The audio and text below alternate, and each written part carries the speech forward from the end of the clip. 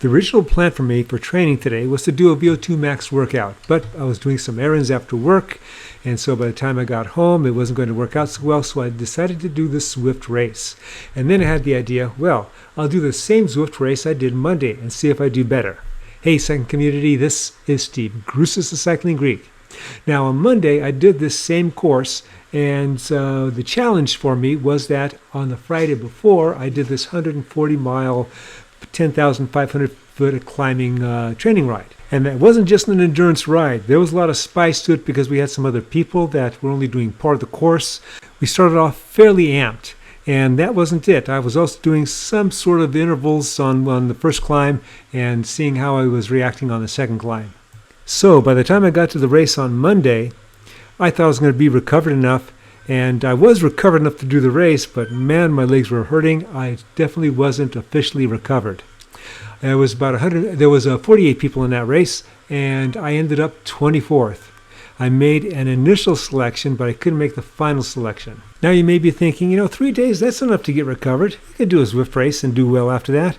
Well, the thing is, in a few months, I'll be 69. Things just take longer when you're older, including recovery. Jumping ahead a little bit, let's talk about this race. So in this race, we have 27 people. The first half of this course is just littered with undulations, a lot of ups and downs. There is one climb that's almost 3 minutes, and we just jumped to it. On Monday's race, our 48-strong field was whittled down to 24 by the time we got to this climb, and by the end of this climb, the final selection was made.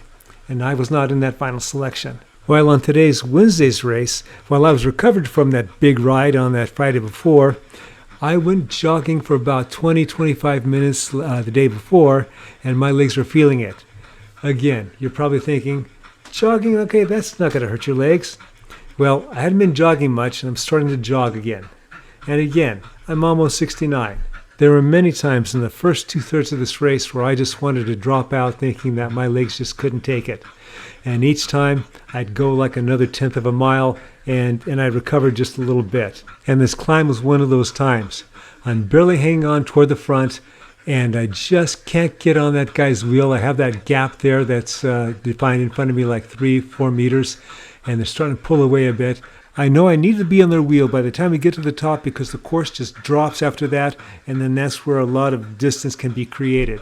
Looking up ahead, I see the banner, and I see a big gap. This is not good. Somebody's coming up, so I'm trying to pick up my speed again so I can get on their wheels and maybe have a chance for them to pull me up to the leaders. So now I'm looking at the graphics on the right. I want to get an idea of how many people are behind me. Do I have a little more buffer, or do I have to really dig when these guys start pulling away from me? Right now I'm in 9th position, and there's one person behind me that's close. Jumping ahead a little bit again, I'm in a group of 6, and you can look up ahead. We are chasing the top 3, and we finally reeled them in.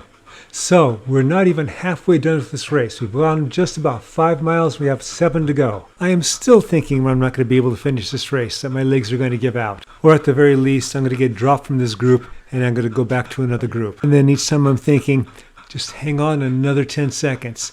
Maybe it'll ease up for just a little bit after that. Jumping ahead to 5.5 miles to go, Scott Bryden from Santa Rosa sneaks off the front. I just don't have the legs to pull him in. I'm looking for someone else to do that. And other people are probably looking for me to do that, or at least someone else. So right now, I'm staying near the front because I'll need that buffer of other wheels as they start to weaken. Now, before you think I'm doing some massive chasing, take a look at the graphics in the upper left-hand corner. That's my wattage there. It looks like I'm chasing right now, but I'm really not. I'm slowing up just enough so I can get on someone else's wheel. Now we have a couple of riders individually trying to get across to Bryden. I think that's Sprague and Wallen. This is looking dangerous, so I decide, regardless of the amount of bananas I have left in my legs, I gotta go try and go after these guys. I'm trying to make it so that the selection that I'm in is the final selection. We've again jumped ahead just a little bit. I know there's a downhill coming, so I'm figuring, if I can get away here and I can get to that downhill first, maybe, just maybe, I can just solo in, but this is going to be a long 4 miles. I'm now starting to separate from the pack, but it's getting pretty tough because it's hard to get to 300 watts. I don't know where that downhill is, but at 4 miles to go, I hope it's coming soon. I slow up a bit as I see the graphics on the right that we're still all bunched together. I just can't keep this pace up. By shutting it down just a little bit earlier, that gives me an extra second in case I get countered, so I can recover and stay on their wheel. It was right about here where I was thinking, maybe I can make it with these guys to the end. Jumping forward just a bit to about 3.5 miles to go, I'm thinking this descent has got to be here soon, so I take off again. This time I do a bigger jump, and I notice with the graphics on the right that they're about 1 second and 2 seconds behind me now, 3 seconds. So what's happening is that they don't look like they're too interested in chasing me right now. They're probably thinking this guy will die out, and that's what I'm hoping. Not with respect to me dying out, but them being lulled into a false sense of security. For the next kilometer, the largest gap I had was about 4 seconds, but now they're just pulling me back in. I now have 2.5 miles to go. So that also gives me a chance by going that early to be able to recover so I can do another attack.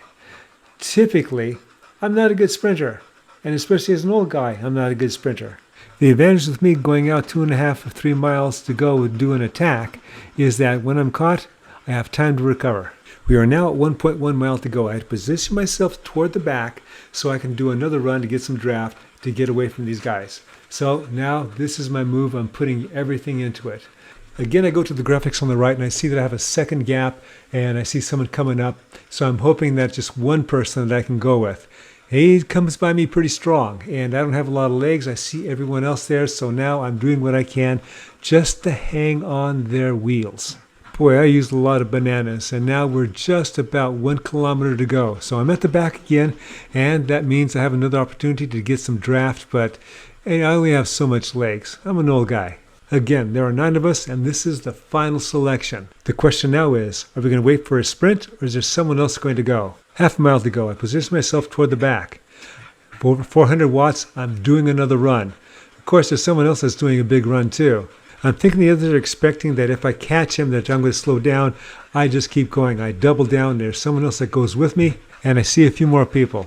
Looking at the graphics on the right, I haven't dropped anybody. Well, maybe one person. About 700 feet to go. I'm just trying not to be the last person. I don't want to get past at the very end, so I'm doing a lot of ugly face in order to get some speed up. And I do it. 7th place. Out of the group of 9, I'm breathing like a racehorse right now. So now I'm wondering, how would I do if I had some fresh legs? I hope you enjoyed this video and you got something out of it. As always, remember, comment, like, subscribe. The Cycling Greek.